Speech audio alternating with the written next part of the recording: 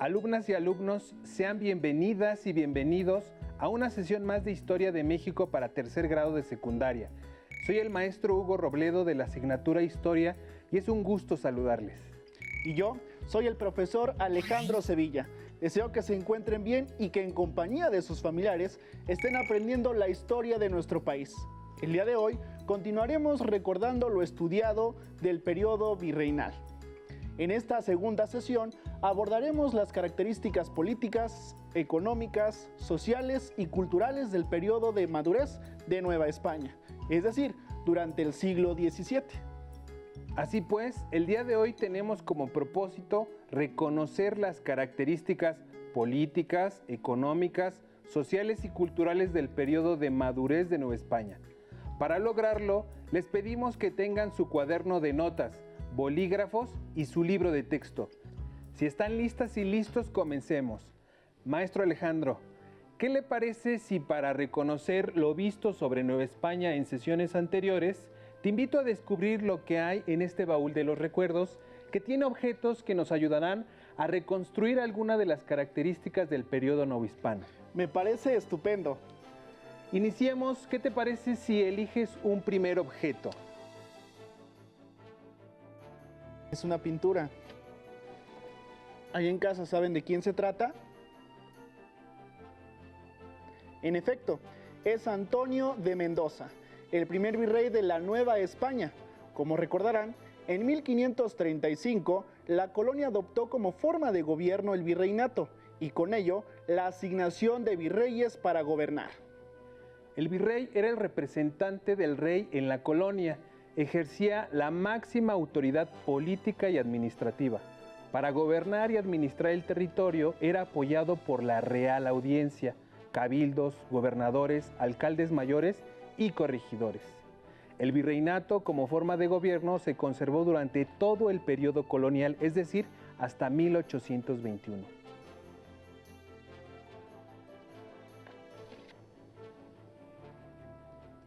Maestro Alejandro, ¿reconoce esta pintura?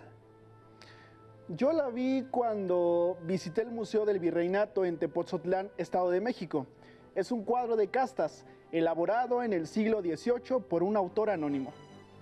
Consta de 16 cuadros y en cada uno se representa a un hombre y una mujer, con su hijo o hija, que ilustra, según el autor, el mestizaje que se dio entre diferentes grupos étnicos que convivían en la Nueva España.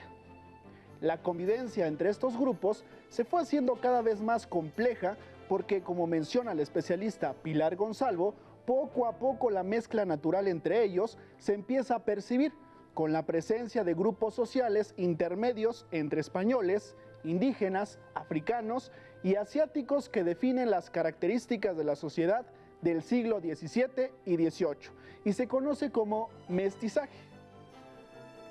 En conclusión, este cuadro de castas representa la vida de la sociedad novohispana, la ropa que usaban, lo que comían, los oficios a los que se dedicaban, pero no necesariamente es el reflejo de la organización de la sociedad. Es importante destacar que durante el siglo XVII la sociedad estaba claramente estratificada y las condiciones para ocupar un lugar en ella dependía del origen étnico, del nacimiento, es decir, si era descendiente legítimo de un matrimonio o ilegítimo, fuera del matrimonio y si era miembro de alguna corporación productiva, de algún gremio o cofradía. Ahora voy a seleccionar otro objeto del baúl.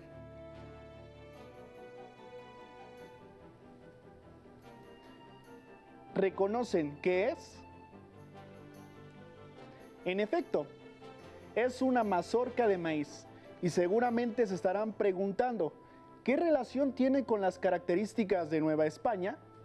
Como recordarán, una de las principales actividades económicas del México antiguo era la agricultura. Y el maíz era la base de la alimentación junto con el frijol, la calabaza y el chile. El consumo de estos productos permaneció en la dieta de la sociedad novohispana y son base de platillos que representan el mestizaje cultural. ¿A quién no se le antojan unas calabacitas con carne de cerdo o unos frijoles puercos? Sin embargo, Con los procesos de conquista y colonización hacia los territorios del norte y con el descubrimiento de importantes yacimientos mineros, una de las actividades económicas que predominó durante el siglo XVII fue la minería. Continuemos con los objetos que contiene el baúl.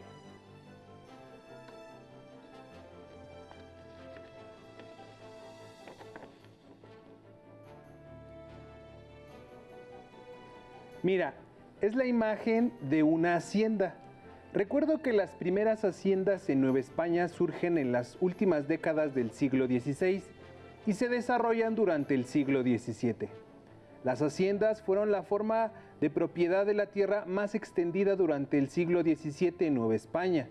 Son unidades productivas autosuficientes, es decir, producían todo lo que necesitaban e incluso podían atender el comercio. En este sentido, las haciendas controlaban todo lo que ocurría dentro y alrededor de las mismas. Así, una hacienda tenía el dominio de todos los recursos naturales de las zonas aledañas a esta. También era dueña de la fuerza de trabajo de los peones, por lo que el hacendado podía imponer los horarios de trabajo, así como el monto de los salarios y formas de pago.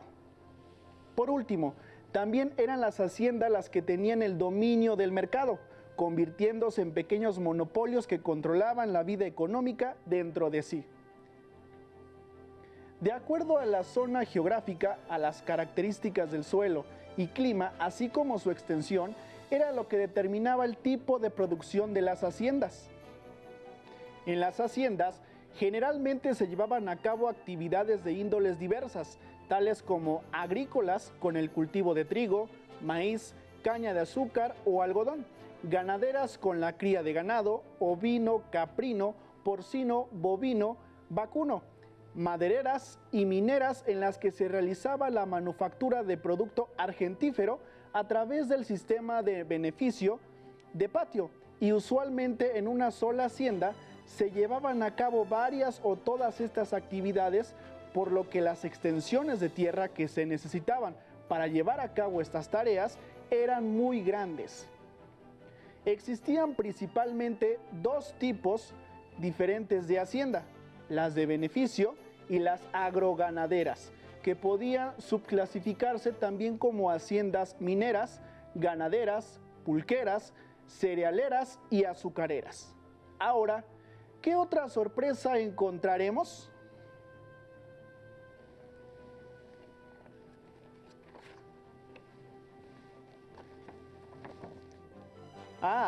Es un mapa de las rutas comerciales entre España y Nueva España, y Filipinas y Nueva España. Recordemos que la primera ruta comercial fue Veracruz-Sevilla, pero con la conquista en 1565 del archipiélago de Filipinas se estableció el contacto marítimo regular de Acapulco a Manila, es decir, Nueva España contó con dos rutas comerciales marítimas, una por el Océano Atlántico, la otra por el Océano Pacífico. El galeón de Manila, mejor conocido como Nao de China, hacía la ruta Manila-Acapulco y traía diferentes mercancías de mucho valor. Aclaremos que galeón es un tipo de barco especializado para la guerra o para el comercio.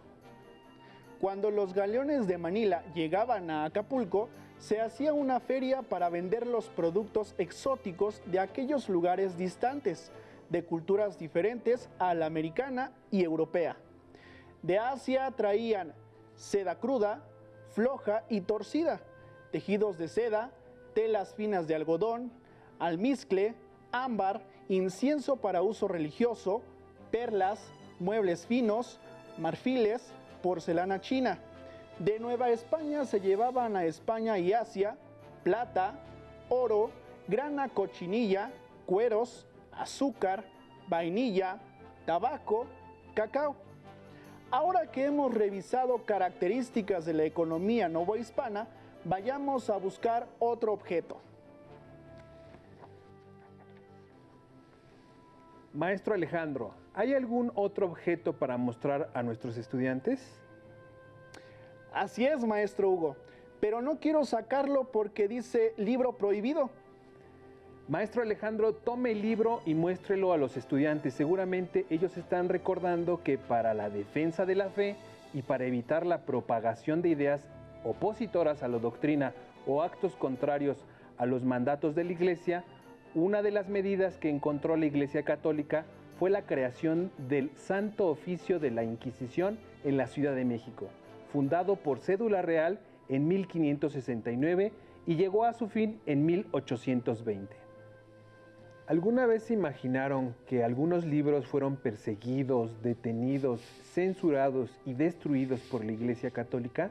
Impresionante, ¿no? Se preguntarán por qué lo hacían. Maestro Alejandro, ¿usted sabe?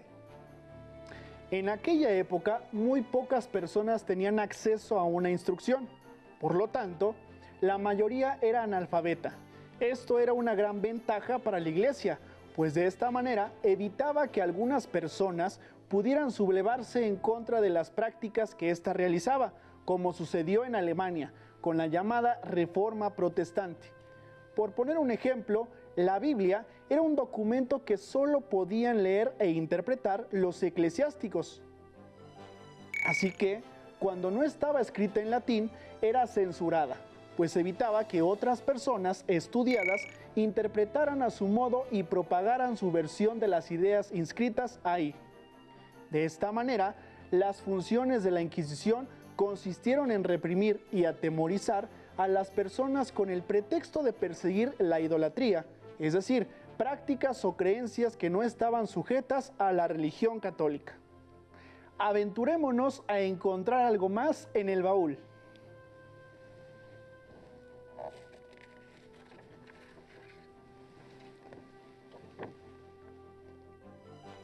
Es una fotografía del templo de Santa María Tonantzintla, en el estado de Puebla.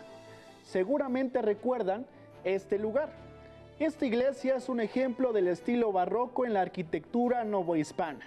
Los historiadores han determinado que este estilo llegó a Nueva España en la tercera década del siglo XVII.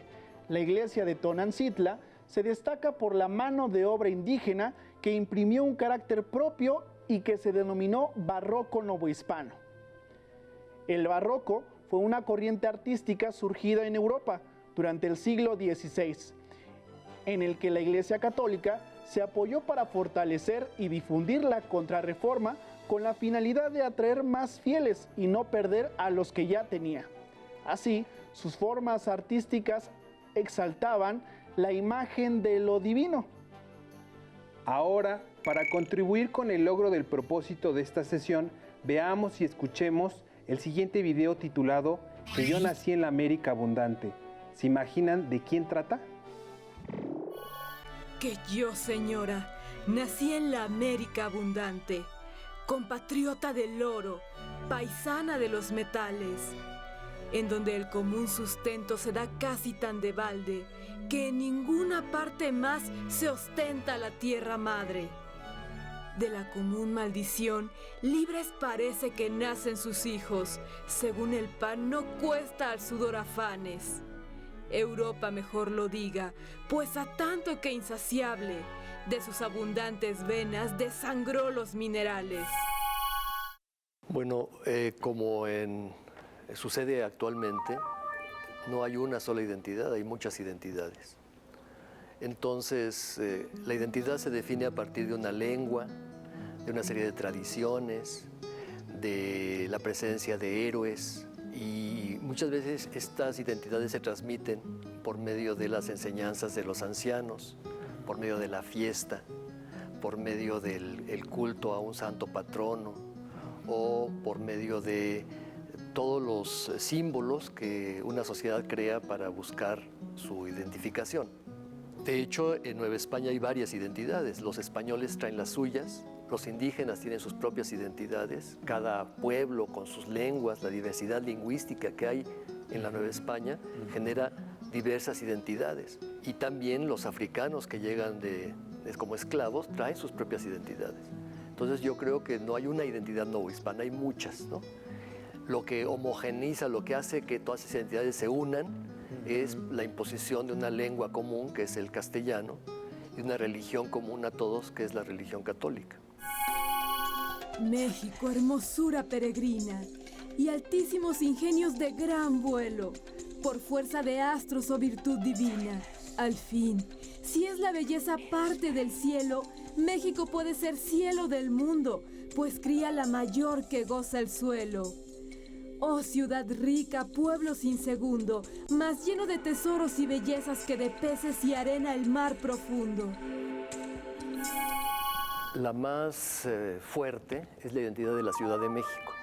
La Ciudad de México impuso sus modelos, impuso su sistema de representación, sus autovaloraciones. Y esta Ciudad de México es la que generó pues toda los símbolos que hacen posible que el criollo, es decir, el español nacido en América, se convierta en el modelo para todas las otras identidades, ¿no? El criollo impone sus tradiciones, su lengua y todas las formas como se genera la identidad. Un ejemplo de esto son Sor Juana, Sigüenza, que son autores criollos, una monja y un sacerdote, que van a hablar de la Ciudad de México como la ciudad más hermosa del mundo y que van a imponer a partir de este modelo de la Ciudad de México los símbolos de ella, ¿no? El águila y el nopal, que es el símbolo de la ciudad, se comienza a manifestar como el símbolo de todo el territorio. Moctezuma, la figura de este personaje que es el rey de México, también se convierte en uno de los principales modelos de identidad. Tanto Sigüenza como Sor Juana están conscientes de que una parte importante de esta identidad es el pasado prehispánico, el pasado indígena, porque eso es lo que diferencia a lo mexicano de lo español. Y es hasta esta época, la época de Sor Juana y de Sigüenza, que este pasado indígena se vuelve un pasado del cual los criollos están orgullosos, y se forma entonces a partir de esta idea del pasado una historia prehispánica, claro, una historia prehispánica vista a través de los ojos de los criollos, ¿no? Figuras como Nezahualcóyotl, que había exaltado Fernando de Alba Iztlizóchitl, que era su descendiente. Iztlizóchitl era un mestizo y él había rescatado el pasado prehispánico, y fue gracias a este rescate que los autores criollos pudieron conocer más el pasado prehispánico y pudieron darle a este pasado una fuerte presencia, ¿no? Entonces, parte de estas ideas que se generan en esta época son la exaltación de la belleza física del territorio, de las plantas, los animales, la riqueza mineral. Sobre todo Sor Juana habla mucho de la riqueza de plata que tiene esta Nueva España. Sigüenza habla de los emperadores mexica, que son los grandes modelos para los virreyes que vienen, para los virreyes que van a gobernar este país, y que tienen que seguir el modelo de los antiguos monarcas prehispánicos. Y también un aspecto fundamental de esta idea criolla es la exaltación de la Virgen de Guadalupe, que es quizá el símbolo más importante de este criollismo que se está generando alrededor del siglo XVII. ¿Qué les pareció el video? Como pudieron ver y escuchar, esos versos corresponden a un poema de Sor Juana Inés de la Cruz y me recuerda las expresiones culturales de la Nueva España, propiamente la literatura, que se caracterizó por el uso excesivo de los recursos líricos, además de que los escritores comúnmente emplearon el sarcasmo y la ironía para hacer frente a los sentimientos desafortunados de sus personajes. También, otra característica es aquella en la que se reflejaba la realidad de la vida cotidiana del siglo XVII. Por ejemplo, el sentimiento criollo que se forjaba en Nueva España. Una de sus exponentes más reconocida es Juana de Asbaji Ramírez de Santillana, mejor conocida como Sor Juana Inés de la Cruz, a quien recordamos por su extensa producción literaria, sonetos, poemas líricos cortesanos y filosóficos, comedias teatrales, obras religiosas, villancicos, entre muchos otros. Ahora estamos listas y listos para la siguiente actividad, que tiene el propósito de reforzar los conocimientos adquiridos hasta este momento. Les pido que ante cada enunciado ustedes digan si es verdadero o falso y corroboren sus aciertos y áreas de oportunidad.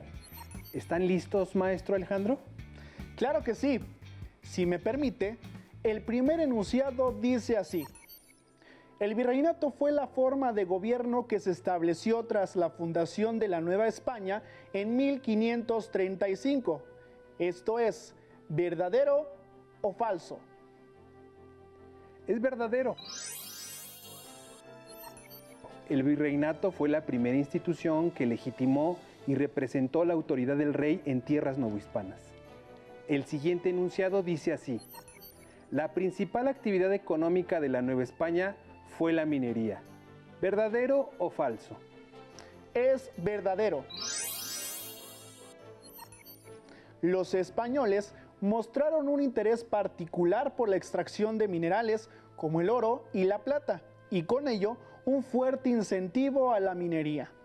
En este sentido, leamos el tercer enunciado que dice así: la ganadería era una actividad económica que se practicaba desde antes de la conformación de Nueva España. ¿Verdadero o falso? Es falso,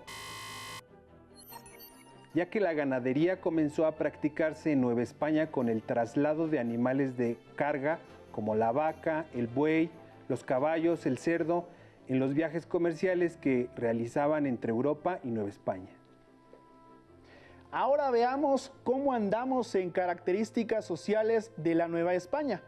Dice así: las castas fueron resultado del mestizaje étnico generado por la inmigración de asiáticos, europeos y africanos. ¿Verdadero o falso? Es verdadero. Las castas son resultado del mestizaje étnico entre europeos, africanos, asiáticos e indígenas, que dio como resultado el surgimiento de grupos intermedios. Hagamos un enunciado más para confirmar lo aprendido. El puerto de Sevilla intercambiaba productos con el puerto de Manila. ¿Verdadero o falso? Es falso. El puerto de Sevilla, ubicado en el continente europeo, intercambiaba productos con el puerto de Veracruz, que anualmente recibía productos de Europa para su distribución en la ciudad novohispana. ¡Excelente! Esperamos que en casa estén revisando con nosotros los temas relacionados con la Nueva España durante el siglo XVII. Por ello les tenemos un reto que consiste en elegir un objeto o pintura representativa de Nueva España, que lo analicen para establecer alguna relación con algunos de los ámbitos de estudio, político, económico, social o cultural, tal y como lo hemos realizado con los objetos del baúl de los recuerdos.